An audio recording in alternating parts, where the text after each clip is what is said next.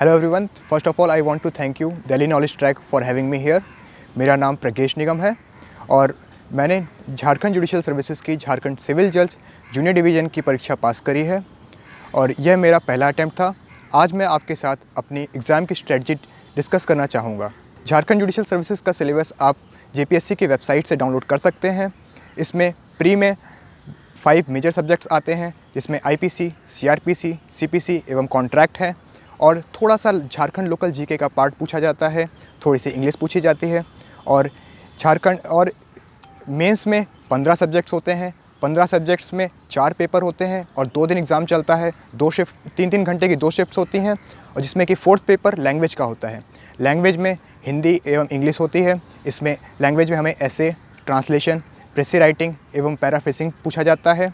और जो 3 पेपर हैं इनमें 15 सब्जेक्ट्स होते हैं। 15 सब्जेक्ट्स में IPC, CrPC, CPC, evidence, contract, Hindu law, Muslim law, negotiable instrument act, sales of goods act, arbitration, jurisprudence, rent act, limitation act एवं एसआरए पूछा जाता है।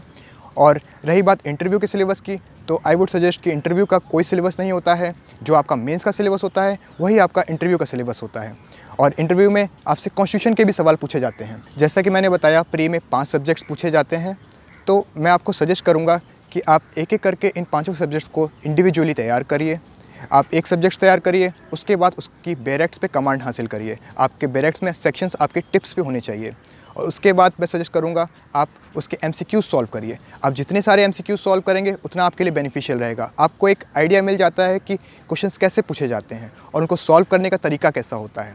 क्योंकि कई बार आपको आंसर्स नहीं पता होते हैं, लेकिन आप वहाँ पे एग्जामिनेशन हॉल में आप डिफरेंट स्ट्रेटजीज ट्राई करते हो, लाइक डिडक्शन मेथड ट्राई करते हो कि कोई क्वेश्चन पूछा है, उसके 4 ऑप्शंस दिए हैं, मुझे आंसर नहीं पता है, लेकिन मुझे ये पता है कि ये 2 ऑप्शंस नहीं हैं, मगर फिर जो 2 बचे हुए आंसर्स हैं उसमें आप डिडक्शन मेथोलॉजी लगाते हो कि हाँ ये मोस्ट अप्रोप्रिएट है। तो फिर ये सब आपको प्रैक्टिस से आता है। इसके लिए मैं आपको ये सजेस्ट करूँगा कि आप ढेर सारे एमसीक्यूज क्वेश्चन सॉल्व करिए। जितना आप सॉल्व करेंगे उतना आपके लिए बेनिफिशियल रहेगा, खासकर प्री के लिए। और प्री में हाँ, मैं आपको ये भी बताना चाहूँगा कि प्री में जो जीके वाला पार्ट है उसके लिए झारखंड लोकल जीके की मार्केट में बुक्स अवेलेबल हैं और इसके कई सारे वीडियोस यूट्यूब में भी अवेलेबल हैं। आप कहीं से भी लोकल की तैयारी कर सकते हैं। अब रही बात मेंस की स्ट्रेटजी की, तो मेंस में मैं आपको सजेस्ट करूँगा कि जैसा मैंने बताया 15 सब्जेक्ट्स मेंस में झारखंड में पूछे जाते हैं, तो आप एक एक करके सारे सब्जेक्ट्स को उठाइए। आप पहले एक सब्जेक्ट कवर करिए, दूसरा सब्जेक्ट पे आइए, तीसरे पे आइए। 15 सब्जेक्ट्स में आप एक एक सब्जेक्ट उठाइए और सब्जेक्ट्स का वेटेज देखिए आप। जैसे कि जो मेजर सब्जेक्ट्स हैं, हमारे 5 मेजर सब्जेक्ट्स हैं, लाइक सीपीसी है, एविडेंस है, आईपीसी है, सीआरपीसी है, तो ये आपके मेजर सब्जेक्ट्स हैं। इनको आपको तैयारी करते टाइम आपको 6 से 7 दिन, कई बार 10 से 15 दिन भी देने पड़ते हैं। तो आप एक बार जितना टाइम लग रहा है लगाइए, उसके बाद इनको रिवाइज़ करिए। जब नेक्स्ट रिवीजन करेंगे तो आपको हाफ टाइम लगेगा, उसके बाद थर्ड रिवीजन करेंगे तो आपको और कम टाइम लगेगा। तो ये आपको मेजर कोर सब्जेक्ट्स आपको एकदम स्ट्रॉन्ग रखने हैं। फिर रही बात माइनर एक्ट्स की, लाइक एनआई है, रेंट एक्ट है, सोगा है, आर्बिट्रेशन है, तो ये आपके माइनर एक्ट्स हैं। इसमें आप कम टाइम भी देंगे, आपका काम चल जाएगा। तो ये आपको डिसाइड करना है कि आपके लिए कौन सा सब्जेक्ट कितना वेटेज रखता है। आई वुड सजेस्ट जो मेजर सब्जेक्ट्स हैं उसमें ज़्यादा समय दीजिए और जो माइनर एक्ट्स हैं उसमें कम समय दीजिए और उस हिसाब से आप इनकी तैयारी करिए।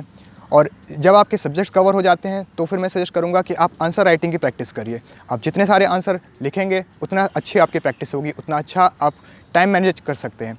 और रही बात एग्जामिनेशन हॉल की, एग्जामिनेशन हॉल में आपको कैसे परफॉर्म करना है, तो एग्जामिनेशन हॉल में आई वुड सजेस्ट कि अगर आप झारखंड का एग्ज़ाम देने जा रहे हैं तो वहाँ पे हर पेपर में 5 सेक्शंस होते हैं, 20-20 मार्क्स के 5 सेक्शंस होते हैं और हर सेक्शन में 4 क्वेश्चंस होते हैं, 2-2 सेट के। अब 4 में से आपको कोई एक सेट करना पड़ता है। दैट मीन्स कि आपको 2 क्वेश्चंस करने हैं 4 में से, और वो सारे क्वेश्चंस 10-10 मार्क के वेटेज होते हैं। और आपको ये जाने से पहले डिसाइड करना है कि 3 आवर्स का पेपर है, आपको इंडिविजुअली कितना मार्क्स डिस्ट्रीब्यूट करना है। I would suggest standard form ये होता है कि आप एग्ज़ाम में जाने से पहले, एग्ज़ाम में जब आपने आंसर लिखने से पहले स्टार्टिंग के 15 से 20 मिनट दें आप पूरा पेपर को पढ़ने के लिए, ताकि आप डिसाइड कर लें कि आपको क्वेश्चंस करने हैं, कौन से नहीं करने हैं। उसके बाद फिर आप हर आंसर के लिए 8 मिनट 10 मिनट अपने हिसाब से निकालिए और उस 10 मिनट में स्टार्टिंग के 1 से 1.5 मिनट रखिए। आप आंख बंद करके सोचिए कि आपकी स्ट्रक्चरिंग क्या रहेगी किसी क्वेश्चन को सॉल्व करने की। आप कौन सा स्ट्रक्चर फॉलो करोगे, कौन से केस लॉ आप साइड करोगे, उस हिसाब से आप अपने आंसर को लिखिए। और आंसर राइटिंग में मैं आपको सजेस्ट करूंगा कि अननेसेसरी लेंदी आंसर्स हमें नहीं लिखने चाहिए, हमें क्रिस्टल क्लियर प्रिसाइज आंसर्स लिखने चाहिए, टू द पॉइंट बातें बोलनी चाहिए, क्योंकि वहाँ पे एग्जामिनर आपके पास भी इतना टाइम नहीं होता है कि आप अननेसेसरी चीज़ें लिखो, आप बल्क में चीज़ें लिखो, आप ढेर सारे पेजेस भर रहे हो। ये हमारा यूनिवर्सिटी एग्ज़ाम नहीं है कि आपको पेज भरने में मार्क्स मिलते हैं, यहाँ पे आपको आपके कंटेंट पे मार्क्स मिलते हैं। अननेसेसरी बल्क में केसेस साइट करने का भी कोई फ़ायदा नहीं होता है। मेजर रोल होता है लैंडमार्क केसेस का। अगर आप लैंडमार्क केस साइट कर रहे हो that is sufficient. Latest cases अगर आप साइट कर रहे हो तो that is well and good, वो आपकी पॉलिसिंग होती है, वो आप अपने आंसर को और खूबसूरत बना रहे हो।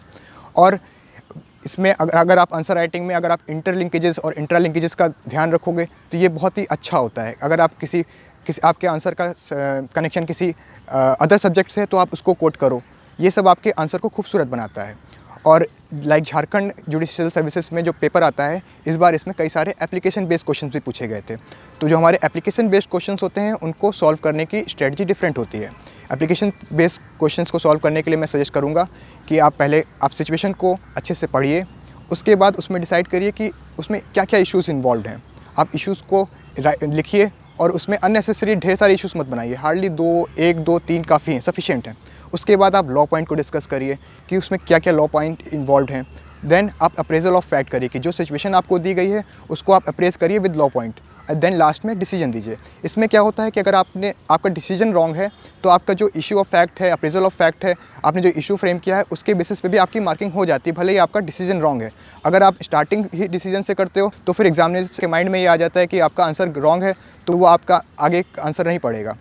तो बेनिफिट ये होता है कि आप इस तरह से स्ट्रक्चर करिए एप्लीकेशन बेस्ड क्वेश्चंस को। अब मैं आपको बुक्स के बारे में बताऊंगा कि आपको कौन कौन सी बुक्स रेफ़र करनी चाहिए। अगर आप किसी कोचिंग में हैं तो मैं कहूँगा कि कोचिंग के नोट्स आपके लिए सफिशिएंट होने चाहिए। आपको अननेसेसरी बुक्स में इधर उधर जंबल अप नहीं करना चाहिए, आपको कमेंट्रीज़ पे नहीं जाना चाहिए, क्योंकि हमें थीसिस नहीं लिखनी है, हमें एग्ज़ाम क्वालिफाई करना है। तो आपको वो बुक सजेस्ट करनी चाहिए जो आपके एग्ज़ाम के लिए बेनिफिट हों, जो आपको टू द पॉइंट आपके कॉन्सेप्ट्स को क्लियर करें, आपके लिए सफिशिएंट हो। आपको थीसिस नहीं लिखनी, आपको रिसर्च नहीं लिखना है। और आपकी जो एकेडमिक बुक्स हैं, जो आपने लॉ पढ़ा है, that is more than sufficient for judicial preparation. Like IPC में आप सब ने रतन लाल धीरज लाल रेफ़र करी होगी, एस एन मिश्रा रेफ़र करी होगी, सीआरपीसी के लिए पिल्लई है, सीपीसी के लिए टकवानी है, एविडेंस के लिए रतन लाल धीरज लाल है, मुस्लिम लॉ के लिए पारस दीवान है, हिंदू लॉ के लिए अकील अहमद है, दैट इज़ सफिशिएंट। और जितने भी माइनर एक्ट्स हैं उसके लिए आपके पास कोई भी बुक्स हो वो सफिशिएंट है। अगर नहीं है तो फिर बेयर एक्ट भी सफिशिएंट है, क्योंकि माइनर एक्ट्स ऐसे हैं जो आप अपने बेयर एक्ट से खुद से कर सकते हो। लाइक रेंट एक्ट के लिए बेयर एक्ट आपको यहाँ पे नहीं मिलेगी, झारखंड में अवेलेबल होगी, तो आप नेट से डाउनलोड कर सकते हो, पीडीएफ डाउनलोड कर सकते हो, that is more than sufficient. आप खुद से उसकी तैयारी कर सकते हो। और सजेस्ट मैं ये करूँगा कि आप अपने खुद के नोट्स बनाइए। खुद के नोट्स अगर आप कोचिंग से हैं तो कोचिंग के नोट्स एफिशिएंट हैं, अगर आप सेल्फ स्टडी कर रहे हैं तो आप बुक से रेफ़र करके अपने सेल्फ नोट्स तैयार करिए। किसी और के नोट्स से पढ़ने से हमें कोई फ़ायदा नहीं होता है, क्योंकि लास्ट मोमेंट पे हमें अपने नोट्स ही काम आते हैं। लास्ट मोमेंट में आप बुक्स को लेकर या बल्कि मटेरियल को लेकर आप रिवाइज़ नहीं कर सकते हो। आपके जो सेल्फ मेड नोट्स होंगे वो लास्ट मोमेंट रिवीजन में काफ़ी सारे हेल्पफुल होते हैं। अब मैं आपको इंटरव्यू के बारे में बताऊँगा कि इंटरव्यू के लिए आपको जो मेंस का सिलेबस है वो आपको तो तैयार होना ही चाहिए, एकदम थॉरो होना चाहिए आपको मेंस के सिलेबस से। प्लस इंटरव्यू का कोई एज सच सिलेबस नहीं होता, आपको कॉन्स्टिट्यूशन भी तैयार होना चाहिए। लाइक झारखंड में मेंस में कॉन्स्टिट्यूशन एज अ सब्जेक्ट नहीं है, लेकिन मुझसे सवाल कॉन्स्टिट्यूशन के पूछे गए थे। और कॉन्स्टिट्यूशन में आपको पॉलिटी वाला पार्ट है और प्लस फंडामेंटल पार्ट से दोनों आपको तैयार होना चाहिए। और मैं आपको बताऊंगा कि इंटरव्यू के लिए आपको जो रिसेंट डेवलपमेंट्स हैं लीगल फील्ड में वो भी आपको पता होना चाहिए। लाइक पार्लियामेंट में कोई नया एक्ट आया है, कोई नया रूल पास हुआ है, वो आपको पता होना चाहिए। या सुप्रीम कोर्ट की कोई नई गाइडलाइन आई है, कोई नया लैंडमार्क केस आया है, उसको आपको पता होना चाहिए कि उसका क्या कंटेंशन था, क्या रेशियो डिसेंट आई थी, अगर रिव्यू पे गया है या अपील पे गया है तो क्या हुआ था। तो ये सब आपको पता होना चाहिए। ये सब क्वेश्चंस आपसे इंटरव्यू में बनते हैं। और अगर आप अदर स्टेट से हो, उस स्टेट के बारे में लोकल जीके पता होना चाहिए। मैं यूपी से था, मैं झारखंड में गया तो मैंने वहाँ के लोकल जियोग्राफिकल बैकग्राउंड एवं हिस्टोरिकल बैकग्राउंड मैं पहले से पढ़ के गया था। तो आपको भी ये नॉलेज होनी चाहिए। और आप बाहर के स्टेट से हो तो आपसे कई बार ऐसे सवाल बनते हैं कि आप यूपी से झारखंड क्यों आना चाहते हैं, और अगर आपका मान लीजिए यूपी का कल को एग्ज़ाम आया, आपका क्वालिफाई हो गया तो आप क्या वापस चले जाएंगे। तो इस तरह के क्वेश्चंस को फेस करने के लिए आप रेडी होने चाहिए। आपको बहुत ही प्रैक्टिकल और प्रिसाइज आंसर होने चाहिए। इंटरव्यू में आपको अपनी पर्सनालिटी पे भी फोकस करना चाहिए। आपका जो वे ऑफ स्पीकिंग है बहुत ही सॉफ्ट, हम्बल होना चाहिए, अपीलिंग होना चाहिए, क्योंकि हमारे सामने high court honourable high court जजेस होते हैं, चेयरमैन सर होते हैं, कई सारे मतलब बोर्ड होता है मेंबर्स का, तो आप इतने सारे सीनियर डिग्निटरीज़ हैं कि आपको लगता है कई बार आप घबरा जाते हो, या आपसे कोई क्वेश्चन पूछा गया तो कई बार जो इंटरव्यू बोर्ड होता है वो आपको घुमा देता है, आपसे क्वेश्चंस को ट्विस्ट कर देगा, थोड़ा सा ट्रिकी बना देगा। तो अगर आप अपने पॉइंट पे सही हो तो आपको स्ट्रिक्ट रहना चाहिए। वो चेक करते हैं कि आप अपने बात पे कितने कॉन्फिडेंट हो, और अगर मान लीजिए आपने कोई आंसर गलत दे दिया तो आपको भी हम्बल होना चाहिए, आप उनको अपोलोजाइज़ करो। और अगर मान लीजिए आपको कुछ बोर्ड ने सजेस्ट किया है तो आप भी एकदम हम्बल होकर उनको थैंक यू बोलिए कि थैंक यू सर। ये सब चीज़ें आपकी पर्सनैलिटी में एज क्रिएट करती हैं। प्लस आपका जो अटायर है वो बहुत ही प्रोफेशनल होना चाहिए, क्योंकि आप जुडिशरी जैसे एकदम एक ऑनरेबल पोस्ट के लिए आप अप्लाई कर रहे हो, तो आपका फॉर्मल ड्रेसअप एकदम बहुत ही फॉर्मल और प्रोफेशनल होना चाहिए। और अगर आपको पब्लिक स्पीकिंग या आपको बात करने में थोड़ी सी प्रॉब्लम होती है तो I would rather suggest you कि आप मिरर के सामने प्रैक्टिस करिए, अपने फ्रेंड्स को, फैमिली मेम्बर्स को सामने बिठा लीजिए, उनके सामने एक स्टैंडर्ड आंसर तैयार करके उनके सामने प्रैक्टिस करिए। जितने सारे आप आंसर प्रैक्टिस करेंगे उतनी आपकी स्पीकिंग की स्किल्स अच्छी डेवलप होगी, आपको इंटरव्यू के टाइम पे इतना हेजिटेशन नहीं होगा। अब मैं आपको लास्ट में सिर्फ इतना ही कहूँगा कि अगर आप जुडिशल सर्विसेज में आना चाहते हैं, इसकी तैयारी करना चाहते हैं, तो आप फर्स्ट ऑफ ऑल अपना गोल को डिसाइड करिए, अपने गोल को डिसाइड करिए और अपने आप पे बिलीव करिए। और इसके लिए अगर आपको तैयारी करना है तो first of all limit yourself, अपने आप को एकदम आइसोलेशन में ले जाइए, अपने फैमिली, फ्रेंड्स, रिलेटिव्स सबसे अपने आप को दूर कर लीजिए।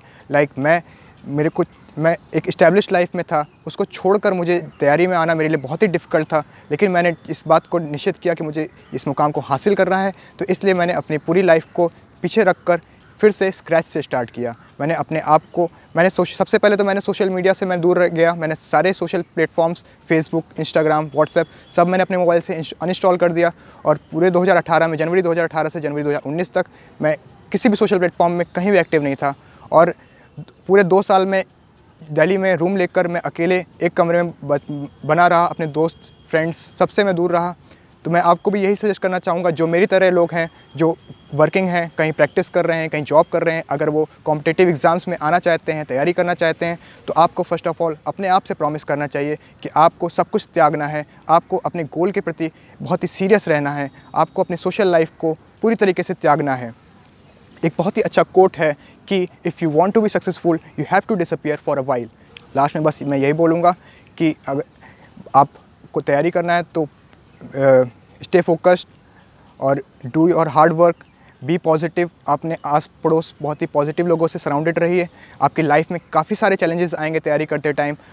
अगर आप फ्रेश हैं, अभी आप कॉलेज से निकले हैं, तो आपको कई बार ऐसा फील होगा कि साल, 2 साल, 3 साल बाद कि आप तैयारी कर रहे हैं, आपके कलीग्स जॉब पे हैं, कहीं प्रैक्टिस कर रहे हैं, अच्छा पैसा कमा रहे हैं, आपको लगेगा कि मैं अभी भी घर से पैसा मंगा रहा हूँ, घर वालों पे डिपेंडेंट हूँ। तो आपके अंदर ये नेगेटिव थॉट्स नहीं आने चाहिए। अगर आप तैयारी में हैं तो आपके लिए कोई भी प्लान बी नहीं होना चाहिए, आपके लिए कोई बैकअप प्लान नहीं होना चाहिए कि मैं चलो अभी तैयारी कर रहा हूँ, साथ साथ एलएलएम डाल देता हूँ, क्लैट क्वालिफाई करके एलएलएम कर लेता हूँ, नेट का एग्ज़ाम दूंगा, मैं कहीं एकेडमिक्स में मेरा एक बैकअप बना रहेगा कि मैं कहीं टीचिंग की जॉब पकड़ लूँगा। आपके अंदर ये नहीं होना चाहिए। अगर आपको तैयारी करनी है, आपको एग्ज़ाम क्वालिफाई करना है, तो फिर आप stay focus. There should be no plan B for the judicial services. और मैं आप सभी को यही बोलूँगा, आप सभी सर्विसेज के लिए तैयारी करिए। ये बहुत ही अच्छा और नोबल प्रोफेशन है। God bless you all, stay focus and be positive. Thank you everyone and thank you Delhi knowledge track.